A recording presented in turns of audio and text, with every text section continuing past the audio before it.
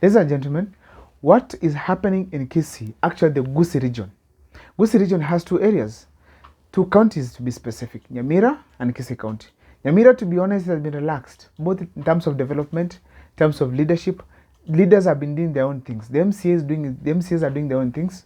The senator is doing his own things. The governor is doing his own things. The deputy is separate doing his own things. Actually, even the senator, the governor, the women rep is doing his own things. So therefore, there's no much noise that is coming from Nyamira County.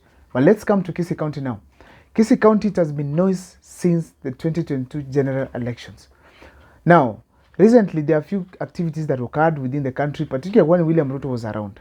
The women rep Kisii County, Donya Tutu, ahead, actually in front of the president, in front of all the people who attended that kind of a ceremony, an event, he went ahead to insult the governor, Kisii County, accusing him to be the person who has brought the goons to heckle her.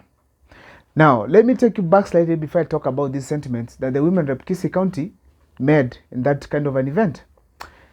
In 2022 general elections, when the campaign was actually kicking off, ODM had three candidates. They had had the governor, had the senator, and of course the women rep. In between somewhere there, we had the women rep Kisii County, then that was Janet Ongera, who was the incumbent, shifting her allegiance to Ezekiel Machogu, together with, of course, James Ongwae, the former governor.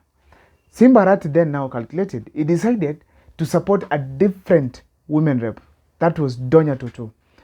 Then also went with the current senator, Richard Onyonka, now himself. Now it was one team that was moving forward for those three seats, the governor, senator, and a women rep.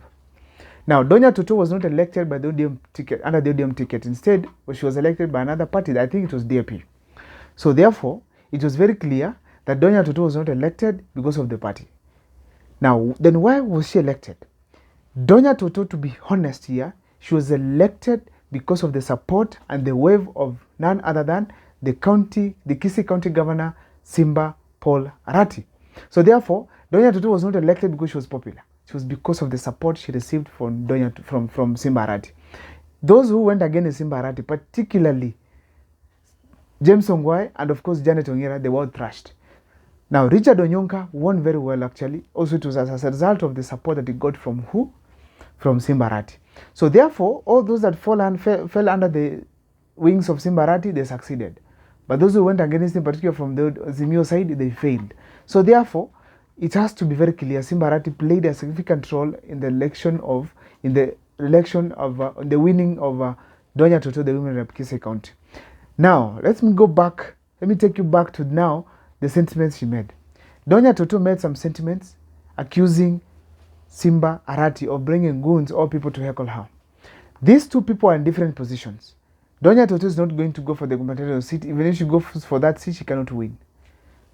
Actually, if you see Simba Arati is not going for the women rep seat, even if he goes for that seat, he cannot win.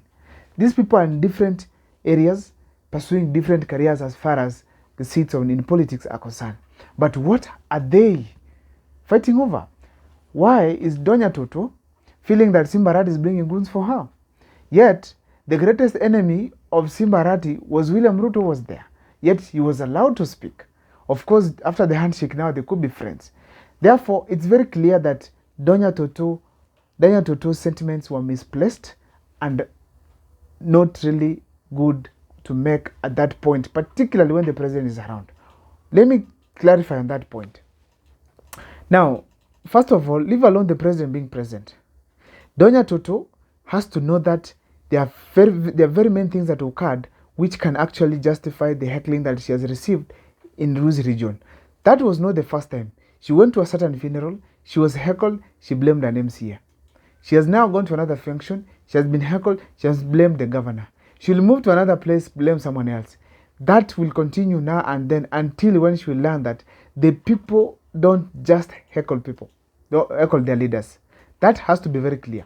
If you see Donya Tutu, when she was given a chance to vote no, she avoided going to parliament and the people felt bad about that. People were asking where was she to fight for the women in the National Assembly. And as a result, since that time, Donya Toto has not gotten, and she has not been always been getting a hostile ground whenever she moves around Kisii County. So therefore, she has to know that she should not blame anybody. As a leader now, to be wise, she needs to pull back, relax, and ask herself, where am I going wrong? If it's those words that she's making now and then that are making her to be heckled, she should tone down. Right now, most of the leaders in Kisii County, the locals, are against her because of the kind of sentiments she was making. She's not reached to even tackle Simba Arati. She's not even popular enough to tackle Simba Arati. She cannot challenge Simba Arati. So therefore, it is very clear that she has to quit, because Simba Arati cannot be challenged even with Osoro. Who is Donya Toto to challenge Simba Arati? Therefore, the Kenyan politics has to be reflected in terms of the local politics, what happens here. When the national government tones down against Simba Arati, when the handshake actually occurs, particularly involving the ODM party leader and William Ruto, it should be replicated down here by their foot soldiers. Because if they go against, it will seem to be useless, because at that point, it was not necessary even for Donya Toto to say such kind of words. Instead, she could have just have played cool, because you cannot actually reiterate to the crowd. The best thing to do with the crowd, avoid speaking, and then later on find your friendly crowd and address what is happening, and address actually the people they are friendly and give your message, or even continue the development projects. Now, other thing I want to say, Donya Toto should learn the lesson from Silvanus Osoro.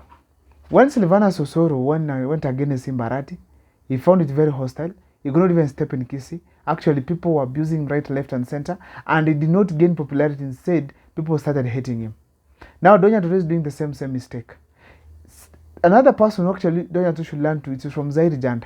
When he tried to fight Matiang'i at a certain time, saying Matiang'i should be arrested, people went for him. Actually, even now, I don't think the ground is very friendly to Zairi Janda. So therefore, it has to be very clear as we speak right now that you should not fight the local leadership. Just do your thing and criticize respectfully. That's the only way you can succeed. Because when you abuse each other, fight each other, people get hurt because of your sentiments, that means the people are going to hate you and hate you more. You won't gain the ground in Kisii County. That is the policy of Gusii Nation. Kindly, if this is the first time you're watching our videos, make sure to subscribe, like, and comment, because that's the best support. You can always give this channel. My name is Abel Mokwa. See you next time for more videos.